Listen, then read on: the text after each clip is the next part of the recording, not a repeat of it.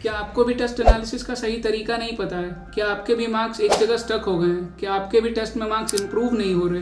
तो ये सारी चीज़ों को हम इस वीडियो में एड्रेस करने वाले हैं। लेकिन उससे पहले a very big thanks to MR sir, जिन्होंने हमारी वीडियो आपके सामने शेयर की और आप लोग यहाँ पे आए।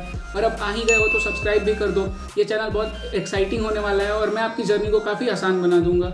तो बिना टाइम वेस्ट किए चलते अपनी टॉपिक पे कि एक टेस्ट का प्रॉपर एनालिसिस कैसे करते हैं।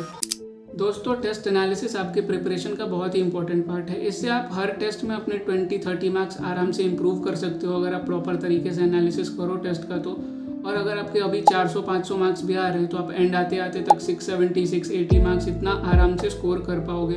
आप मेरा टेलीग्राम चैनल ज्वाइन करके रख लेना, उसमें मैं अपनी और अपने दोस्त की मिस्टेक बुक शेयर करने वाला हूँ। तो वो देख के आपको काफ़ी हद तक आइडिया लग जाएगा कि मिस्टेक बुक को बनाते कैसे हैं, उसमें चीज़ों को लिखते कैसे। और मैं इस वीडियो में आगे आपको वही बताने वाला हूँ कि मिस्टेक बुक को कैसे बनाते हैं। तो हम इस वीडियो में बात करेंगे सब्जेक्ट वाइज। सबसे पहले हम फिजिक्स और फिजिकल केमिस्ट्री की बात करेंगे, क्योंकि इनका मिस्टेक बुक में मेंटेन करने का तरीका काफ़ी हद तक सेम है।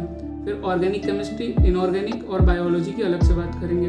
और सेक्शन बी के क्वेश्चंस जो आप काफ़ी हद तक इग्नोर कर देते हैं, उनके बारे में भी हम स्पेशली बात करने वाले हैं इस वीडियो में।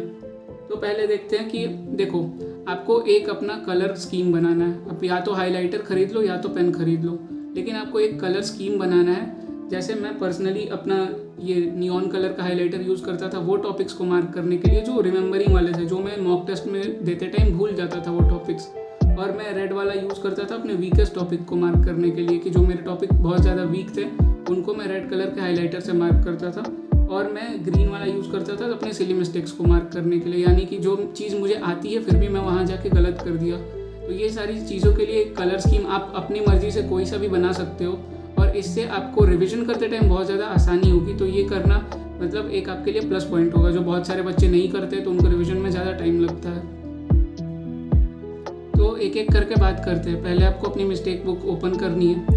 उसमें आपको सबसे पहले अपने टेस्ट का मार्क्स और किस में कितने मार्क्स आए, किस सब्जेक्ट में, वो चीज़ को आपको अच्छे से लिखना है। फिजिक्स में इतना है, केमिस्ट्री में इतना है, बायोलॉजी में कितना है। और अब बात करते हैं फिजिक्स और फिजिकल केमिस्ट्री में आपको करना क्या है। तो सबसे पहले चीज़ आपको वो पूरा क्वेश्चन लिखना है और उसके बाद वो जो भी क्वेश्चन आपका गलत हुआ है उसका सॉल्यूशन आपको देखना है आंसर की से, और फिर आंसर की को बंद कर देना है। उसके बाद आपको खुद से उसको सॉल्व करने की कोशिश करनी है अपने मिस्टेक बुक में। और जब वो सॉल्व हो जाए तो अब आप उसको मार्क कर देना कि हाँ, ये क्वेश्चन अब आपको आ गया।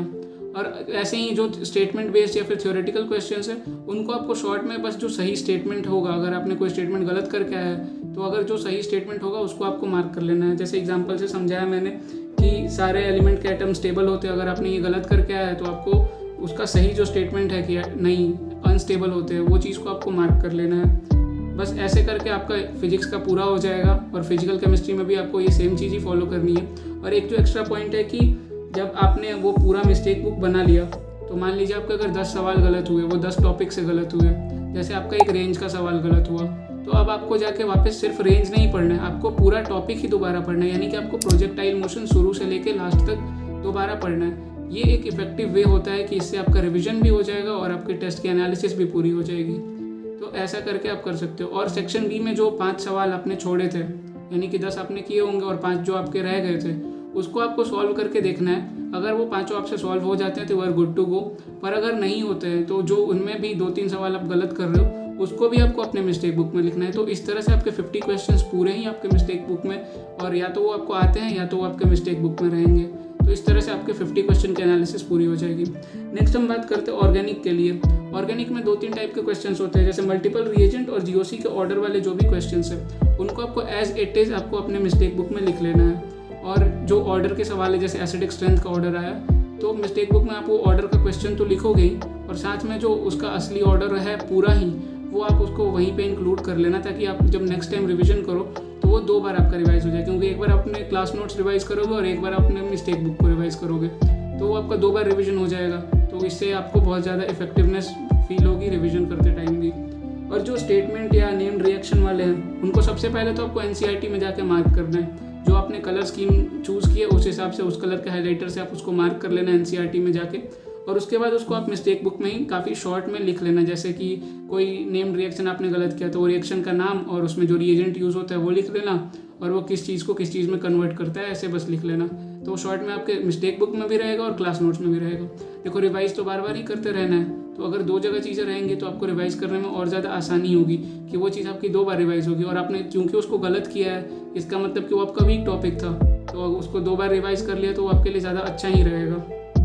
और उसके बाद जो भी टॉपिक्स आपने गलत किए, क्लास नोट से जाके आपको पूरा पढ़ना है। जैसे मान लो आपका अगर कोल्बे इलेक्ट्रोलाइसिस गलत होता है, तो आपको अब क्लास नोट्स में जाके सिर्फ वही नहीं पढ़ना है, आपको जाके पूरा method of preparation of alkane को अच्छे तरीके से पढ़ लेना है, ताकि अब उससे रिलेटेड कोई दूसरे सवाल भी आए या किसी दूसरे सवाल के ऑप्शन में भी वो चीज़ आए तो आप गलत ना करो। नेक्स्ट हम बात करते हैं इनऑर्गेनिक की।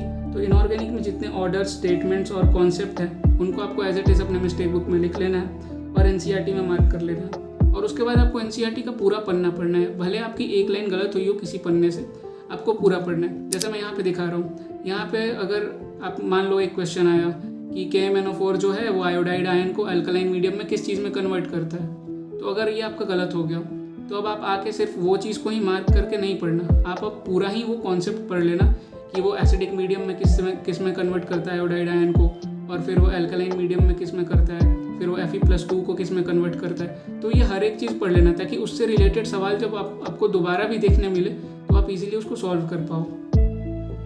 और बायोलॉजी में आपको ज़्यादा कुछ करने की ज़रूरत नहीं है, आपको सिर्फ एनसीईआरटी में उसको मार्क कर लेना है और वो एनसीईआरटी का पन्ना दोबारा से पढ़ लेना है। और इस तरह से आपके 200 क्वेश्चंस की एनालिसिस काफ़ी अच्छे से हो जाएगी। और अब आपको कोई दूसरी वीडियो इस टॉपिक पे देखने की बिल्कुल भी ज़रूरत नहीं है, क्योंकि सब यही चीज़ को 15-20 मिनट में घुमा फिरा के बताएंगे, कोई उससे फ़ायदा होने वाला है नहीं। करना इतना ही है, आपको खुद से करना है। तो आपको बस ये सारी चीज़ को कर लेना, आपकी एनालिसिस काफ़ी अच्छे से हो जाएगी। और इस कॉपी को हर टेस्ट के पहले, जैसे अगर आपका 2 बजे से टेस्ट है तो सुबह उठ के एक बार ये वाली कॉपी को रिवाइज़ कर लेना, तो आपका रिवीजन भी काफ़ी अच्छी तरीके से हो जाएगा। Thanks for watching.